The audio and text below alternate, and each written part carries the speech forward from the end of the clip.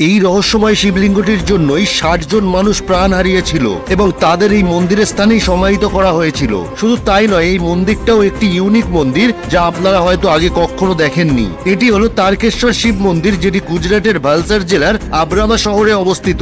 প্রায় ৮০০ বছর আগে ওয়াঙ্কি নদীর পার থেকে দুজন শিব ভক্ত এই পাথরটি খুঁজে পেয়েছিল।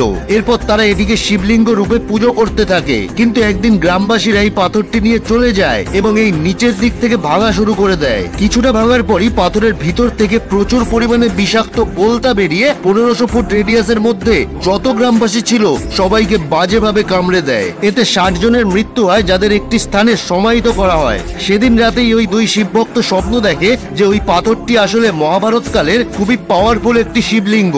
এরপরে শিবলিঙ্গটিকে দাঁড় করিয়ে মন্দির তৈরি করা হয়, কিন্তু যতবারই মন্দির তৈরি হয় এক রাতেই সেটা ভেঙে পড়ে যায় এবং শিবলিঙ্গটি শুয়ে পড়ে। এমন ঘটনা ৩-৪ বার হওয়ার পর শিবলিঙ্গটিকে শোয়ানো অবস্থাতেই রেখে ছাদবিহীন মন্দির বানানো হয়। এরপর থেকে আর মন্দির ভেঙে যায়নি। এমনকি এখন মহাদেবের অভিষেক আগে সূর্যদেব করেন, তারপর মন্দিরের পুরোহিত পুজো শুরু করেন। স্থানীয়দের কথা অনুযায়ী এই বিশ্রামরত শিবলিঙ্গের সামনে সকল ভক্তের মনস্কামনা পূরণ হয়ে যায়। তাই গুজরাট গেলে এই তারকেশ্বর শিবলিঙ্গের দর্শন অবশ্যই করে আসবেন।